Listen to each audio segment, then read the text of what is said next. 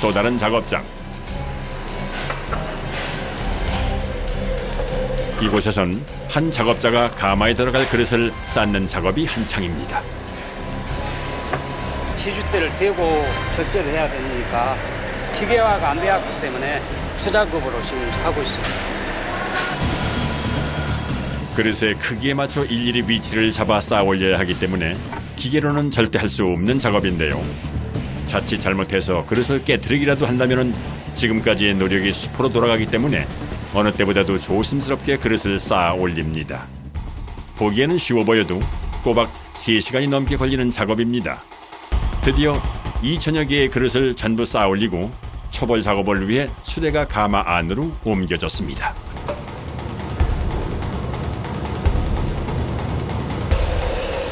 가마 양쪽으로 모두 6군데에 불을 붙여주면 초벌구이 작업이 시작됩니다.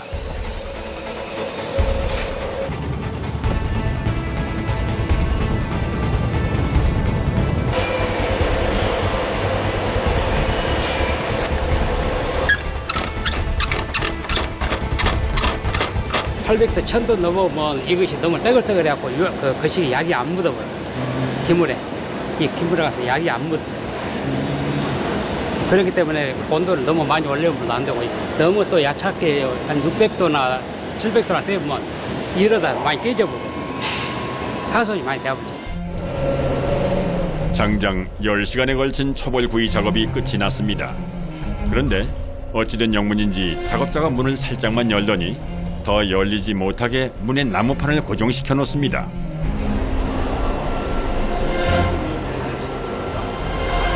문을 팍 열어보면 금이 다 가부니까 금이 가분다고 금이. 아, 금가니까 예, 천천히 열을 식히기 위해서 천천히 문을 딴 거에다가. 1시간 이상이 지나 온도가 200도 이하로 떨어지면 그때서야 문을 열어 상태를 확인합니다. 깨진 그릇이 안 보이는 것을 보니 잘 구워진 것 같은데요. 초벌구이는 그릇의 강도와 유약의 밀착도를 높이는 효과가 있기 때문에 그릇 제작에 중요한 과정입니다. 잘 구워져 나왔네. 잘 구워서. 분량 안 나면 되는 거. 잘 구워진다. 초벌구이된 그릇들을 꼼꼼히 살피며 깨진 그릇을 골라내는 작업자. 그런데 깨진 그릇은 재활용이 가능할까요? 이미 가마 속에 들어가고 온도에 그 불의 거시가 되어보면 재생이 안 돼. 그렇기 때문에 배기 처분을 하지. 굽는 과정에서 깨진 그릇들은 다시 그릇으로 재활용될 수는 없지만은 시멘트의 원료로 재사용된다고 합니다.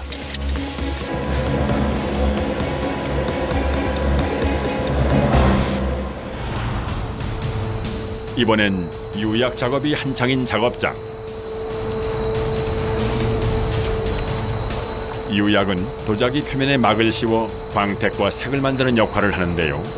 그래서 어떤 유약을 바르는지에 따라 도자기의 색이 결정된다고 합니다. 빠르게 유약을 묻혀 발라내는 작업자의 손에 예사롭지 않은 물건이 들려 있는데요. 이 뾰족한 물건은 뭘까요? 기물에가 유약을 묻혀볼 손을 닿아버리면 불량이 되죠. 곱게 예쁘게 이름으로써 이제 바닥에 예쁘게 되잖아요. 반들반들하게. 유약을 바를 때는 잘 펴질 수 있게 그릇을 둥글게 돌려주는 것이 노하우라고 하네요. 이번에는 컵에 유약을 바르는 중인데요. 좀 전 그릇에 유약을 바르는 것과는 사뭇 다른 방법으로 만들어지는데요. 컵을 판 위에 올리고 꾹꾹 눌러줍니다. 꾹 하면은 속에서 그 유약이 나와요, 목으로.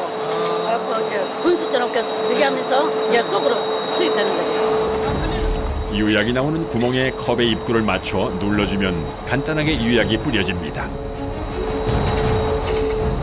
그리고 컵의 윗부분에 묻은 유약은 깨끗하게 닦아주는데요. 이렇게 하면 바깥쪽 면에는 전혀 유약을 묻히지 않고 안쪽에만 유약을 바른 상태의 컵이 만들어집니다. 바로 다음 작업이 이어지는데요. 유약을 바른 컵의 입구에 작업자가 붓으로 뭔가를 바르고 있습니다.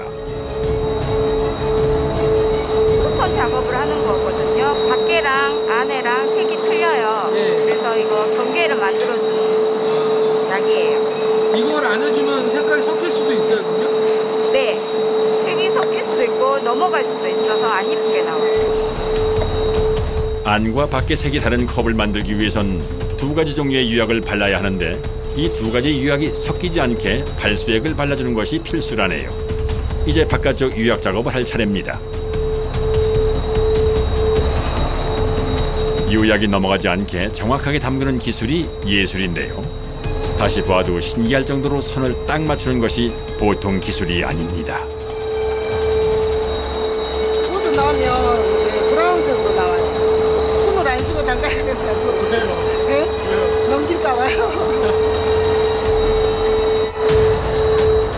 투톤 컬러 작업의 마지막 공정. 그런데 작업자가 컵 바닥에 뭔가를 바르고 있네요.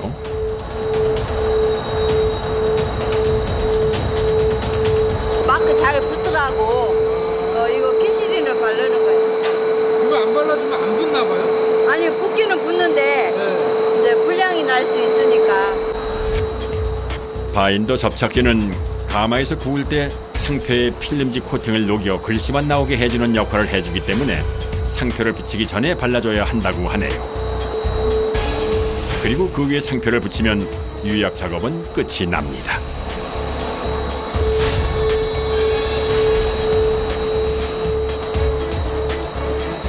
그리고 가마에서 마지막으로 컵을 한 번 더 구워주면은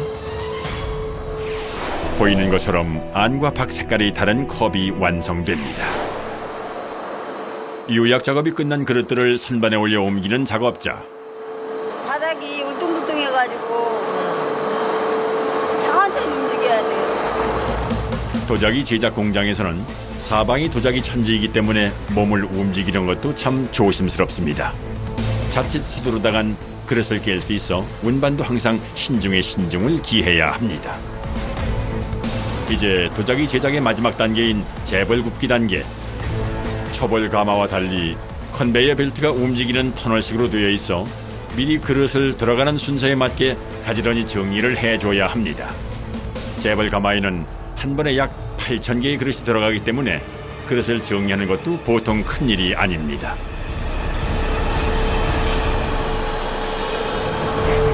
드디어 가마에 들어가기 시작하는데요.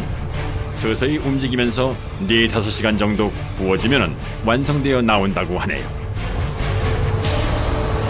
작업자가 다 구워진 그릇들을 정리할 준비를 합니다. 뜨거워요. 얼마나 뜨거워요?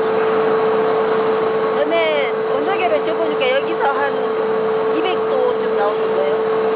3번에 걸쳐서 천천히 구워져서 나오거든요. 첫 번째가 1020도에서 한 1050도 사이에 떼게 되고요.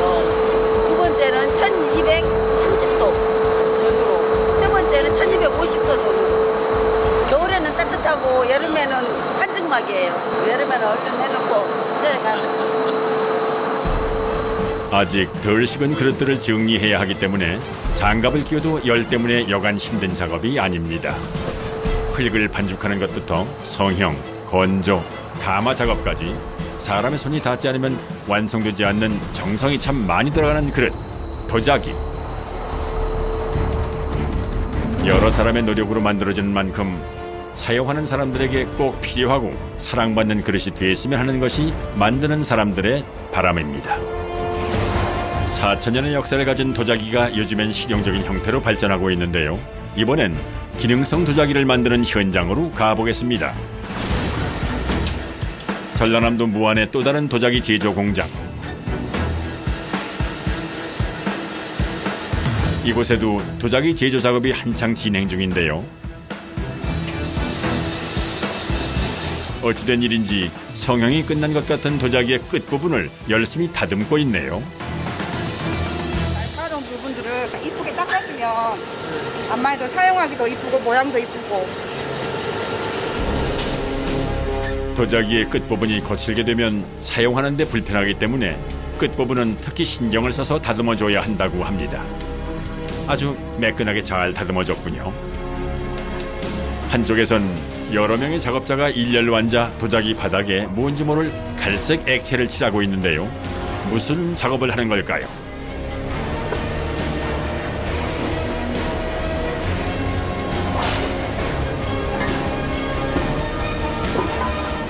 기능성 도자기라 해가지고요. 발열체를 발라서 전자레인지에다 사용하는 제품이에요. 날이 갈수록 1인, 2인 가구가 증가하는 요즘 젊은 세대들도 편하게 사용할 수 있도록 전자레인지용 도자기를 생산 중이라는데요. 도자기 바닥에 대표적인 발열 물질인 산화철이 함유된 발열제를 발라 전자레인지 속에서 음식이 빠르게 익을 수 있도록 만들었다고 합니다. 중량은 여기에 10g이 정확히 올라가는데 가운데다 조금 중점적으로 좀 더 회전수를 더 가해가지고 가해를 더 약하게 좀 해주는 거예요. 음식이 타지 않고 맛있게 조리될 수 있도록, 요리가 될 수 있도록. 가운데 부분에 발열체를 2배 이상 두껍게 발라야 열이 가운데로 모여 조리가 빠르게 진행된다고 하는군요. 발열체를 바른 도자기 위에 작업자가 뭔가를 또 바르고 있는데요. 발수요, 발수. 발수. 네. 이게 무슨 역할을 하는 건데? 발열체를 유약과 섞이지 않게끔 해주는 거예요. 발수제를 바르지 않은 상태에서 유약을 바르면 불량이 나올 수도 있어 유약이 섞이지 않도록 발열체 위에 발수제를 발라주고 유약 작업에 들어갑니다.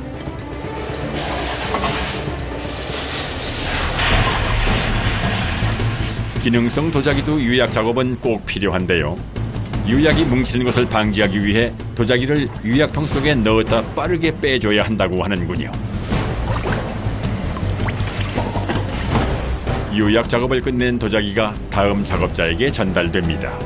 그런데 애써 바른 유약을 다시 닦아내는 작업자. 발수를 해서 거기만 유약이 안 묻어서 거기를 확실하게 닦아주는 거예요. 그래야 거기는 발열체가 더 나타나니까요.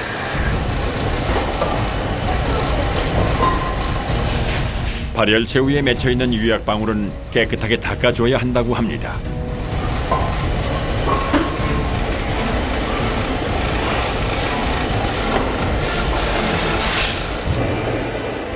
이제 발열체와 유약 작업이 끝난 도자기들이 가마에서 구울 준비를 하기 위해 나란히 줄맞춰 준비가 되어 있는데요. 가마에서 한 번에 굽는 물량이 무려 3,000개나 된다니 양이 정말로 어마어마합니다. 소송만 합니다. 본소송만 합니다. 네. 온도가 얼마까지 올라가요? 네, 1350도까지 올라갑니다. 1350도요? 네. 일반 도자기는 1250선에 소송을 하는데 우리 네일 도자기는 지금 1350으로 소송을 하고 있습니다. 온도를 보니 정말 1350도가 넘는데요. 상상을 초월할 정도로 온도가 높습니다. 조리 시 도자기의 내열성을 올리기 위해 힘들지만 높은 온도에서 굽는다고 하네요. 고열을 뚫고 기능성 도자기들이 나오고 있습니다. 1350도에서 무려 24시간 동안이나 구워야 완성된다고 합니다. 네, 이것이 발열체입니다. 까만색으로 보이는 바로 이것이 발열체라고 합니다. 일반 도자기에서는 볼 수가 없죠.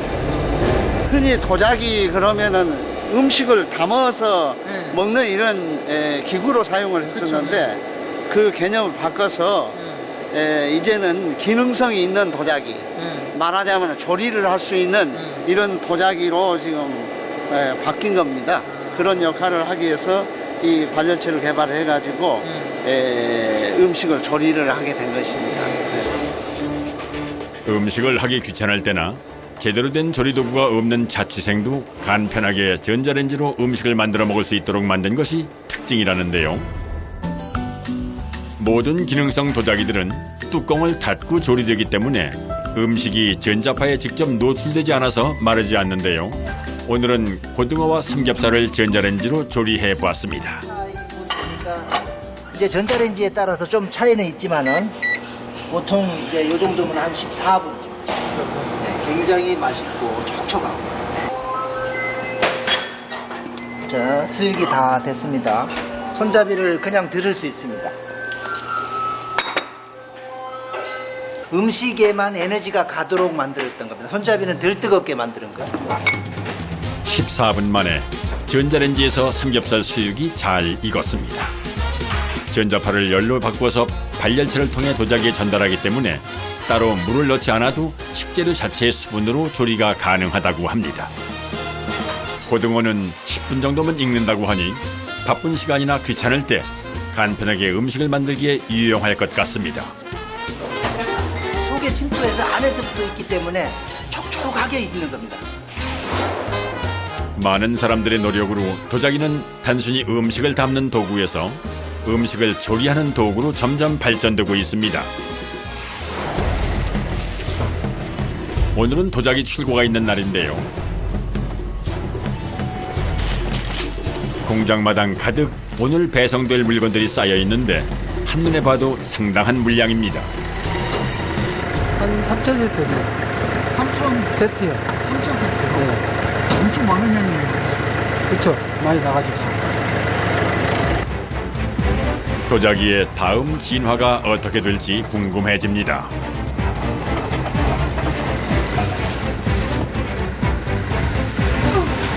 전국 뭐 제주도 있고 뭐 강원도도 있고 부산도 있고 다 나가죠.